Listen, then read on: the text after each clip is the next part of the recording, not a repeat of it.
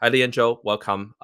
And this call is to talk about kind of your investing journey and maybe how we got to know each other and kind of what things people like you who have a high earning job are looking for in investments.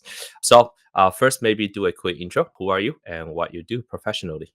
Yeah, sure. Hi, Perry. Good to see you again. Nice to catch up. My name's Leandro. I'm a senior software engineer here at Netflix. Professionally, before this, I was at Citadel, and then part of that, we worked together at Lyft. So good to kind of finally come full circle again. Yes, we have known each other for how many years now? Six Uh, years. sounds about right. Uh, And across multiple cities, like it's been good to hang out in New York, good to hang out in Seattle. Like we've kind of made the rounds. That's awesome. I know you were in Seattle and then you moved to New York, and I saw you a couple of times when I went to visit. So tell me a little bit about kind of how, when you start investing in general, even the stock market or real estate. Yeah, my main investing journey started, I would say, shortly after I joined Lyft full time. So back in 2019, I got paired with a really great mentor who basically said, "You earn too much to not know what you're doing with your money." So got me kind of started on the bogglehead journey. So just been keeping it simple with index funds since then. I had a little bit of fun along the way. I lost some money in the GameStop fund of a couple years ago, but for the most part, I've just kind of tried to keep it simple and straightforward. I was lucky enough that after I graduated college, I had enough saved up from my internships to purchase my primary residence out in Seattle. So that was, I think, the first step on my real estate journey. I bought a two bed. I rented out half one of the rooms. So I had a roommate that was helping pay half my mortgage, and things kind of started sailing from there. That's impressive. So yeah, I know the story. Tell the audience a little bit about how you were able to save that much before almost right when you start your full-time job to buy a house in Seattle. Tell me about the internships you did before that. Yeah, sure. So I don't work for Northeastern, but I will plug them all day. If you're not familiar, I went to Northeastern in Boston. We have a really strong co-op program. Most students will do 3 6-month full-time internships. So essentially, you flip-flop between classes and working before you graduate. And most students graduate with around 18 months of full-time experience. I had an extra semester to play around with thanks to all the AP credits I took back in high school. So I ended up doing three back-to-back 4-month internships before I graduated, and was really lucky to land offers at Intuit, Lyft, Facebook, and Stripe. And all of them paid for my housing for the full year. So I basically had a full year where my only expenses were like recreational activities and going out to bars with my friends. So was just able to be really diligent with my savings. And so when I landed in Seattle, I kind of toured around a few places and was actually able to just put 10% down on the primary residence that I ended up picking up, which meant that my out of pocket down payment costs weren't super, super high. That's impressive. You basically have a little bit more than a year of like high paying income before you start your real full-time job. That's Exactly. So yeah, like for a lot of folks, that's like early. That's like a real estate prodigy in some ways. So you start investing in index funds, but you also bought a primary residence and you house. Exactly. What motivated you to do that? Did you read any books at that time? Like you got into the investing game in your early 20s. That's really early. Yeah. I think the main thing was I had always heard about real estate being a path to long-term wealth. And for me, I kind of looked at it like a math problem. I knew where I wanted to live in Seattle. Capitol Hill was kind of the fun go-to area at the time. It still is, to my knowledge. And I basically ran the numbers against like how long would I have to live there in order for it to be worth it versus just investing my down payment. And so I found a place that I liked in an area that I liked. I've kind of kept that same strategy with me. It's like I don't want to compromise too much on where I live for the financial aspect. I think personally, I work to live, not the other way around. And so for me, it was about being happy with where I was, and the numbers happened to work out along the way. That's amazing. I did the same math when I bought my first condo. But I think you did that like 3 years earlier than I did, which is amazing. Now, you did this, and like in general, do you put most of your disposable income savings into real estate or most into stocks, or more like 50-50? And do you have any like fixed income allocations? Yeah, I don't think about it in terms of like a fixed asset percentage. For the most part, I just evaluate deals holistically along the way, and when needed, I kind of divert my paycheck one way or the other. I know that when we were at Lyft together, like you had talked about the deals you were GPing on, and so I kind of evaluated those against what I was currently using my funds for, and decided that it would be an opportunity that would be hard to come by otherwise. Kind of like a step into a different set of circles, if that makes sense. And so I decided to kind of come along for the ride and see what I could learn. And so that's what got me into the world of like real estate syndications and broader real estate investing outside of a primary residence. And the returns that were advertised and that you were able to ultimately deliver on the first deal that you exited made me a believer in the possibilities and it all not just being fancy spreadsheets with fun numbers. Yeah. So I know you did not invest in the very first syndication that I did, but you invest two out of the four that I did. When did you hear about syndications? Was I like the first GP that you know? You were the only GP that I know. Okay. So, I think it helped that we had been working together and I had a sense for who you were as a person. I think taking that initial first step from 0 to 1 is the hardest, especially when you're not quite sure how to navigate the landscape. So it was a lot of learning, a lot of observing and doing research on my own. So that when the second and third ones came around, I was happy to say, let's go along for the ride together. That's awesome. And know also that since then you have done a couple more syndications and whatnot. What made you want to invest into these private placements instead of the stock market or owning real estate on your own? Because that has sense of control. You know, stock market is audited and it's very transparent, and this private placements is all about relationships.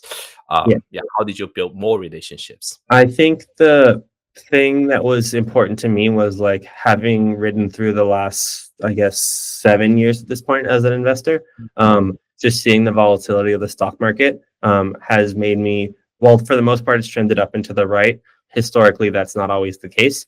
And while I believe for the most part, like things will kind of revert to the mean in one way or another, I think it's important to have some investments that will zig while others zag, so to speak. And so while the stock market and the real estate overall industry are somewhat correlated, for the most part, they're not going to like drop in sync together. So if the stock market dropped 30% tomorrow, I'd feel reasonable that while my real estate investments may drop, they do tend to lag just because market conditions take time to catch up to what's happening in real time, if that makes sense. I love how you are saying stock market is in some ways uncorrelated with the stock market, or at least enough of a uncorrelation that's worth to diversify. I love that framework. Now, tell me. So, as you know, Casual Portal has a sister company called Investbase, which we also created. Mhm. And tell me about what you think Investbase is and what has it done for you Mm. personally. For me, I've found it a easy to browse way to find access to deals that I otherwise wouldn't be able to in my day-to-day life. You're still the only GP that I know personally prior to knowing them professionally. So again, I like don't really know who to talk to. I know I probably text you too much about stuff. But I would say that because I think it's like a degree of trust because I trust you. By extension, I trust your platform and what's happening beyond behind the scenes there. I think it gives me a measure of confidence when I'm looking at deals that are on the marketplace there. And additionally, I think maybe we could build this out a little bit more, but being able to reach out to other LPs that have also invested without needing to go through the company to find out who has would be a really helpful mechanism for me to like further broaden my network. You do hear horror stories of GPs underperforming or running away with funds, and so like everybody is always, I think, a little bit cautious, especially when you're wiring funds that you can't necessarily reclaim. But being able to actually meet the GPs that I've invested with two that are based in New York where I live, and so I was able to kind of get lunch, chat with them. Oh, We no met, way. so we got to actually walk through one of their existing deals. I was able to kind of see the degree of quality that they had, and being born in New York and raised in the area myself, like I had a sense for the marketplace or the sub neighborhoods that their deals were in, and kind of could get a better sense of all about like knowing like where you're investing. And so I was able to bring my personal knowledge and say, I know what this neighborhood is like. I can see that their projections are realistic, so on and so forth, which gave me a degree of confidence. and it didn't help that the numbers were pretty appealing as well. It didn't hurt. And I love this. I did not know this, by the way, for the audience. So you're saying the platform is the entry point, but you actually did not just invest because you're like, oh, this is a cool person online. You actually met local operators, got coffee with them, walked their properties, like suss out if they're legit, and then like did math.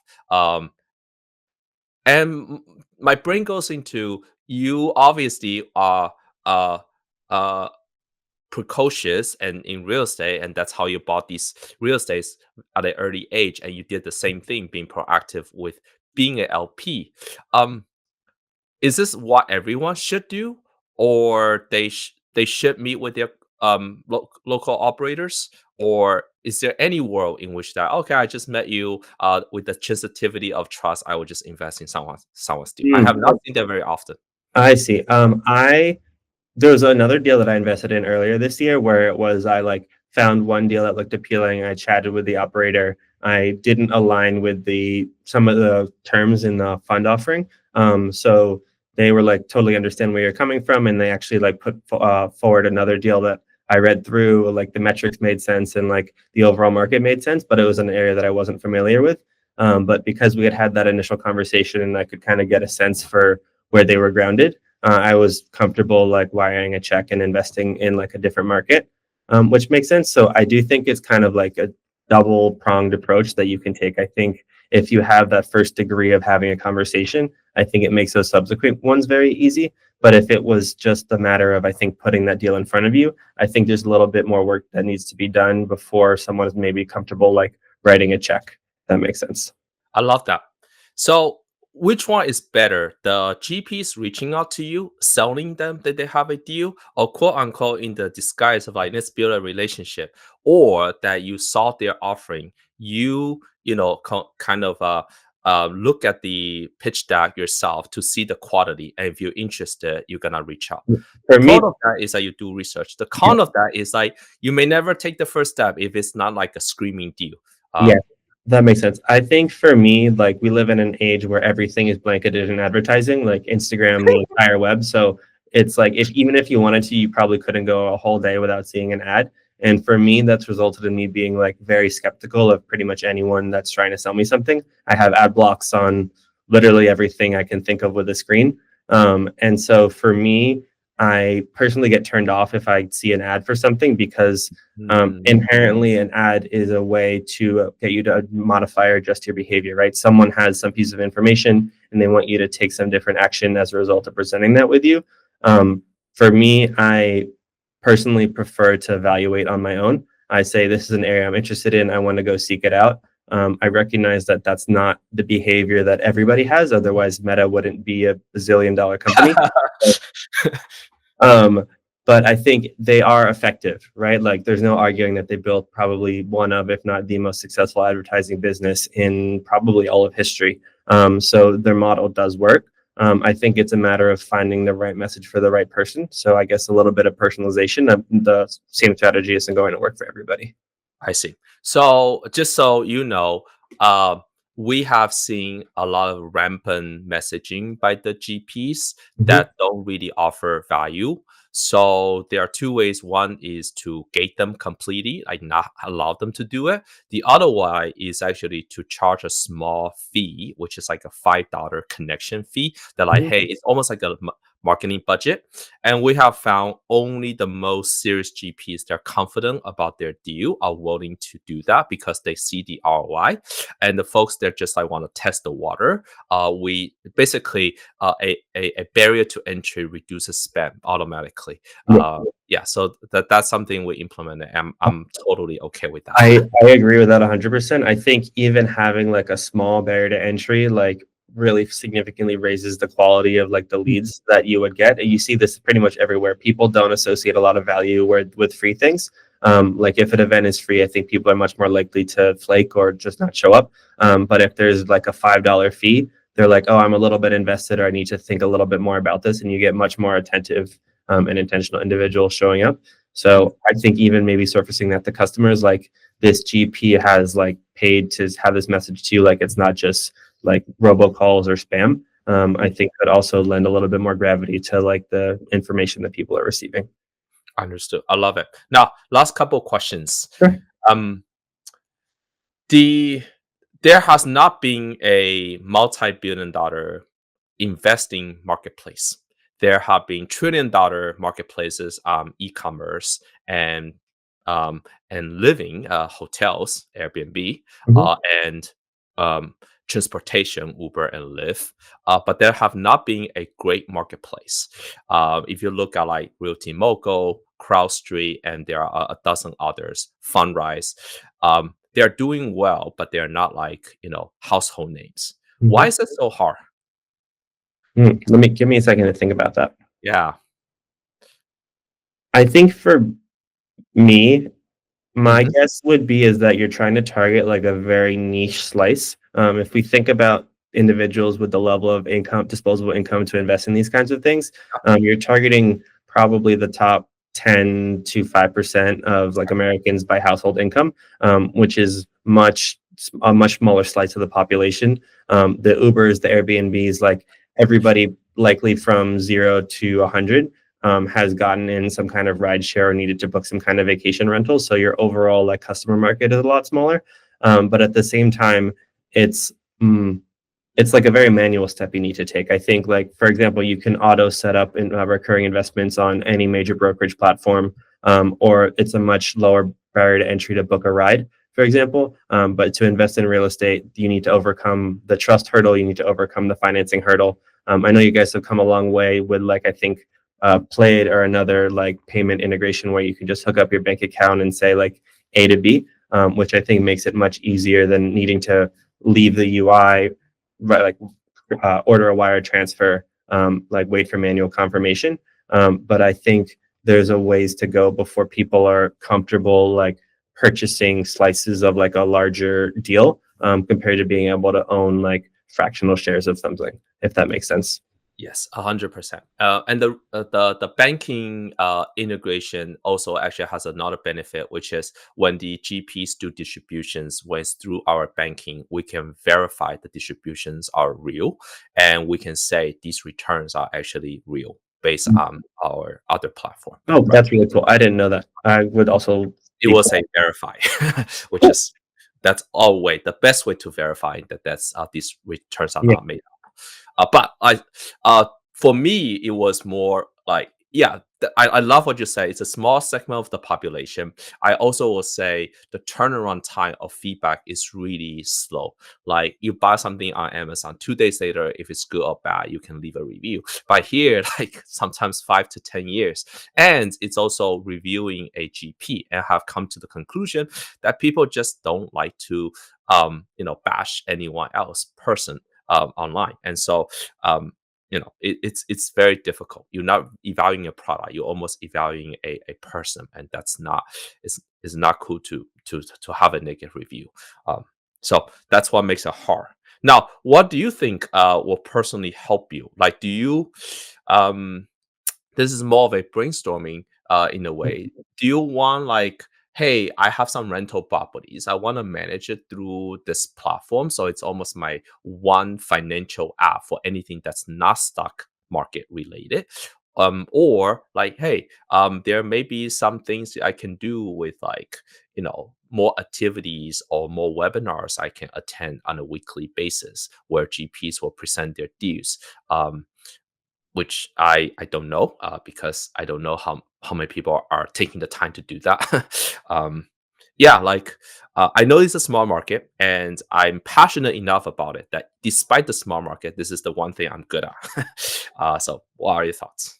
Um, for me personally, I'm a software engineer, so I spend Yeah, most of my days in front of a computer. I try to minimize the number of webinars and the like that I need to attend outside of work. So for me personally, that's not something that I'm interested in. Um, I also think that there are a lot of financial applications out there that are also already trying to kind of do it all. And for me, I much prefer simplicity. Like I don't feel the need to add another app to my phone for something like this. I think given the depth of due diligence that I need to do in order to like properly evaluate a deal or the deals that I'm looking at on the platform. I much prefer to do that on the computer, but recognize that's not everybody's working style. I do think that a potentially easier way to scale would be to move from like retail grade investments into more industrial or like commercial, maybe like private equity funds looking to invest in a GP. That way you have access to a much larger pool of money and you're talking to more whales effectively instead of a Mhm. bunch of little minnows swimming in the sea. Just because most people aren't going to be able to write a $50 million check. But if you talk to the right firm, they're happy to write a GP money of that size. And so could potentially see cash flow portals being like kind of a funds of funds administrator where somebody writes the platform a check and you guys on the inside like are able to evaluate deals and like invest accordingly. I see. Um, I Is love that. So which is it's the one kind of like, yeah. yeah, it's the if a private equity firm, their need is to look for a diversified and a great set of GPs, and they can write big checks. It's advantageous to the GPs because if they can get a $5 million check instead of like 50, $100,000 checks, is a big deal. Um, do you imagine that we connect the private equity firms or the family offices with these like kind of a smaller one level below institution grade GPs, or that we are the private equity firm? Just give us money and we will allocate it on your behalf. Which, by the way, I'm not trying. I That's not something I want to do, but if that's what's needed, then maybe Yeah. one day. My thought press says that like these large firms don't want to be dealing with 50 individual GPs either, right? It's the Yes. 50, $100,000 checks problem, but just on the other side of things. I think these big firms will. Yeah. So The family offices don't want to issue $50,000 checks either. That's right. yeah, You're right. Okay. exactly. So I think that like the value that like the platform could bring is like you have the institutional knowledge on about the investment, right? And at that point, they're able to say like, here's a check, and like you folks internally or whatever team you may decide to build are able to kind of leverage your own like local or broader knowledge to allocate those funds, and that way like you issue one check upwards and they issue one check downwards, and a lot of the difficulty and complexity is kind of abstracted out in the middle. Like that's I the value of kind of like a managed platform in that sense. understood. Okay. Thank you. That's yeah, by the way, for the audience, we did not prepare for this, but that's very insightful. I appreciate it. Any parting thoughts since we have 4 minutes here? Mhm. Parting thoughts. I would say I've been really impressed with the journey that you've been on so far. I know that you've been working part time on this at Lyft prior to you deciding to take it full time, and it's been really inspirational to kind of see the company and you grow as an individual along the way. I think one thing that I really value, and for those of you that don't know, Perry is incredibly transparent with the progress that Cashflow Portal and all of his different platforms have made along the way. Even as a GP, I receive monthly updates in my inbox, so just kind of seeing that level of candor and transparency, I think brings a lot of trust and goodwill. Even if there are blips, I know I've filed my fair share of bug reports at this point. I know that the intentions are good and genuine along the way, which I think is something that will carry you guys far long term. Everything I've read about reviews from your customers and people that have used you, everyone has such glowing things to say. So I think it's really unhelpful feedback, but keep doing what you're doing. And I think you'll eventually find the right traction that you're looking for. I appreciate it. Thank you so much for the compliment. I That means a lot actually. Yeah. Trying our best. Yeah, Just it banging shows. our head against the wall and see what sticks. All right. Thank you so much, Leandro. I really appreciate your time out of your schedule. I know yeah. Um thank you so much. And I hope that we have better things to come on the Investbase side and hopefully help you become even better investor. Okay. Absolutely. Looking forward to it.